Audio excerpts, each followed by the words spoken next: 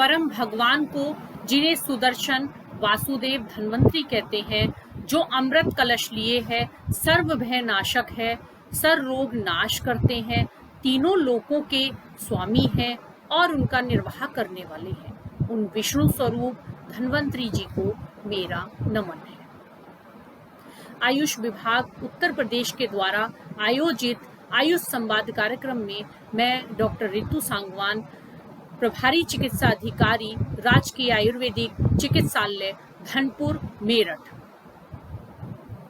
आप सभी सम्मानित जनों का हार्दिक स्वागत, वंदन, अभिनंदन और प्रणाम करती हूँ।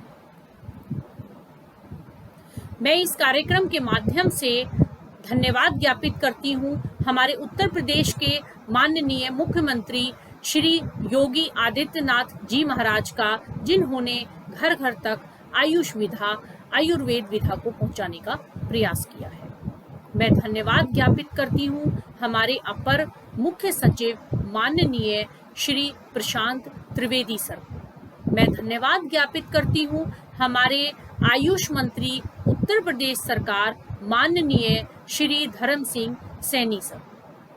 मैं धन्यवाद ज्ञापित करती हूँ हमारे मिशन के निदेशक माननीय श्री सुखलाल भारती सर एवं हमारे निदेशक आयुर्वेद सेवाएं उत्तर प्रदेश प्रोफेसर माननीय श्री S.N.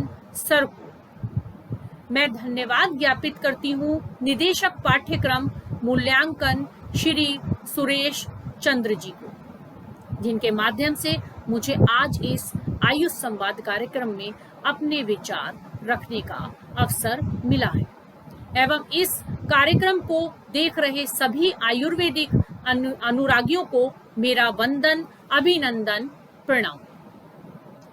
साथियों, कोविड-19 महामारी के दौर से पूरा विश्व गुजर रहा है, जिसने हमारी जीवन शैली को प्रभावित किया है। आज का मेरा विषय है जीवन को ठीक प्रकार से जीने का विज्ञान ही आयुर्वेद है। वास्तविकता में कोविड बीमारी की लक्षण के अनुसार प्रचुर प्रभावशाली पद्धति आयुर्वेद है। आयुर्वेदिक पद्धति सहस्त्रों वर्षों से हमारे जीवन में बसी हुई है। जीवन को ठीक प्रकार से जीने का विज्ञान ही आयुर्वेद है, क्योंकि यह विज्ञान केवल रोगों की चिकित्सा या रोगों का ही ज्ञान प्रदान नहीं करता, जीवन जीने के लिए सभी प्रकार के आवश्यक ज्ञान की प्राप्ति भी आयुर्वेद कराता है। अपने दैनिक जीवन में देखते सुनते हैं कि किसी के पेट दर्द होने पर या गैस होने पर अजवाइन, हींग आदि लेने को कहा जाता है। खांसी, जुखाम, गला खराब होने पर ठंडा पानी ना पियो। अदरक, तुलसी की चाय, तुलसी, काली मिर्च, शहद, अदरक का रस अथवा दूध और हल्दी का सेवन करो। अमुक चीज की प्रकृति ठंडी है या गर्म है, इस प्रकार के सभी निर्देश आयुर्वेद के ही एक अंग है। इस प्रकार हम अपने बुजुर्गों से पीढ़ी दर पीढ़ी से घर में प्रयोग किए जाने वाले पदार्थों के औषधीय गुणों के विषय में सीखते चले आ रहे हैं, जिन्हें हम औषधि के रूप में प्रयोग भी करते हैं।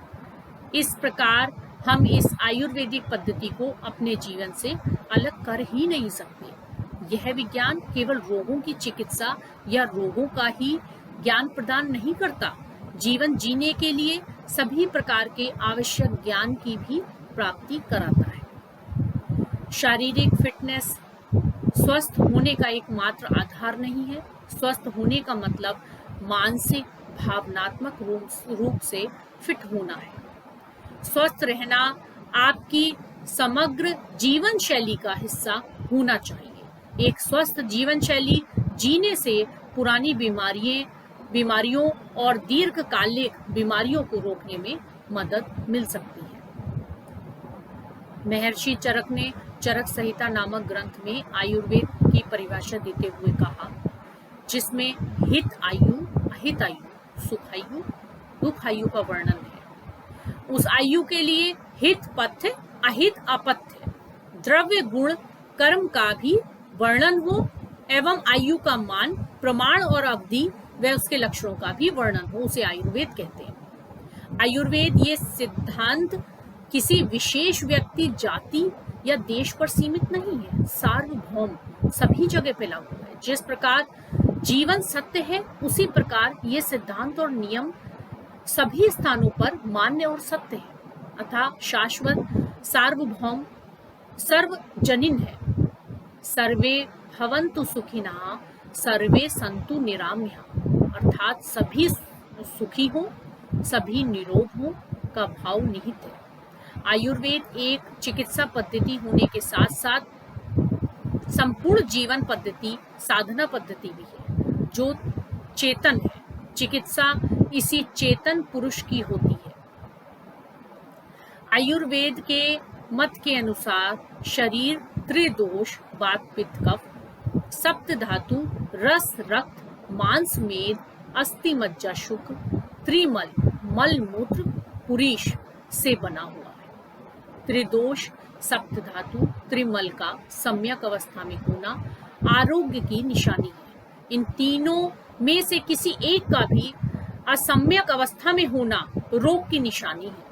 शरीर एवं मन जिस तरह से रोग के आश्रय स्थान है, वैसे ही सुख का आश्रय स्थान मन और शरीर है।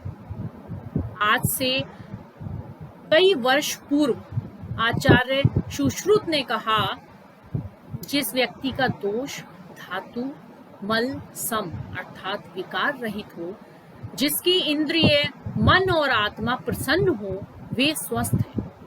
शरीर, इंद्रिय, आत्मा एवं मन के संयोग को आयु कहते हैं। वात आकाश और वायु, पित्त अग्नि और जल, कफ पृथ्वी और जल से मिलकर बना है। बात, शरीर में बात के मुख्य स्थान बृहदांत्र, जांघों, हड्डियों, जोड़ों, कान, त्वचा, मस्तिष्क और तंत्रिका ऊतक है। शुष्क, शीत, प्रकाश, मिनट और गति आदि बात के मुख्य गुण हैं। बात शरीर में होने वाली सभी प्रकार की गतियों को नियंत्रित करता है, इसलिए इसे दोषों में सबसे श्रेष्ठ दोष माना जाता है।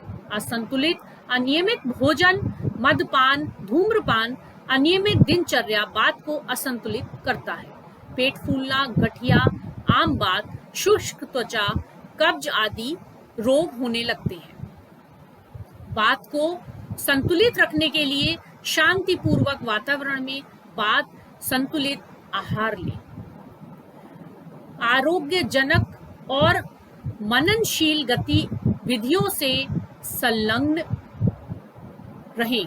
रोजाना नियमित दिनचर्या का पालन करें। इसमें रोज ध्यान करना, कठोर व्यायाम करना, समय पर सोना शामिल है। पित्त, यह शरीर में पाचन और चयापचय की ऊर्जा है, जो वाहक पदार्थों जैसे कार्बनिक अम्ल, हार्मोन्स, एंजाइम्स, पित्त रस के माध्यम से कार्य करता है। ऊष्मा, नमी, तरलता, तीखापन और खट्टापन इसके गुण हैं। ऊष्मा इसका मुख्य गुण है। शरीर में पित्त के मुख्य स्थान छोटी आंत, पेट, यकृत, प्लीहा, अग्नाशय, रक्त, आंखें और पसीना है। पित्त जटिल खाद्य अणुओं के टुकड़ों के माध्यम से शरीर को गर्मी और ऊर्जा प्रदान करता है। शारीरिक और मानसिक रूपांतरण और परिवर्तन से संबंधित सभी प्रतिक्रियाओं को नियंत्रित करता है। पित्त के असंतुलित होने पर शरीर में संक्रमण, सूजन, चकत्ते, अल्सर, असंतोष और बुखार होने लगता है।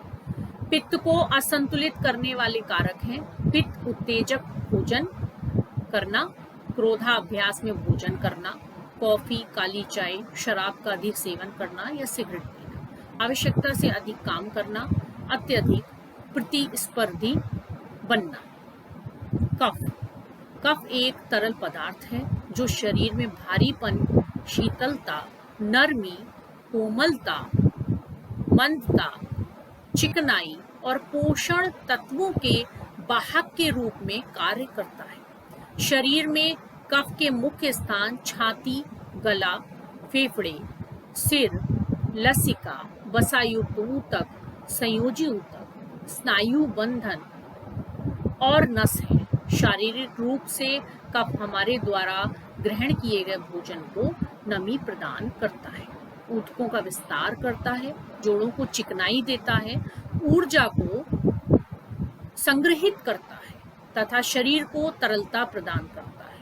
कफ स्नेह, धैर्य, क्षमा, लालच, लगाव, मानसिक जड़ता को नियंत्रित करता है। कफ के असंतुलन की स्थिति में रक्त संकुलन जैसे विकार उत्पन्न हो जाते हैं। कफ को असंतुलित करने वाले कारक क्या है? पित्त, उत्तेजक भोजन करना, आवश्यकता से अधिक भोजन करना, शांत नम जलवायु में बहुत अधिक समय बिताना, शारीरिक गतिविधि में संलग्न न होना, अधिकांश समय घर के अंदर बिताना। कफ को संतुलित करने वाले कारक हैं: आनंददायी वातावरण में भोजन करें, आनंदपूर्ण आरामदायी जीवन जिए, दैनिक जीवन में अनासक्ति पर ध्यान दें, ध्यान और लेख की तरह आत्मनिरीक्षण गतिविधियों के लिए समय दें, अच्छा बनने और लाभ प्राप्त करने के मध्य अंतर करें, जल्दी सोएं और सुबह जल्दी उठें। अपनी संतुलित मात्रा में दोष शरीर के लिए लाभदायक होते हैं, जबकि इनकी विकृति मानव शरीर में रोग उत्पन्न करने का कारण बनती है, अर्थात इनकी साम्यावस्था ही स्वास्थ्य का प्रतीक है और इसमें परिवर्तन होना विकार का कारण है। आयुर्वेद की संपूर्ण चिकित्सा प्रणाली हमारे इन तीनों दोष पर आधारित है। धन्यवाद।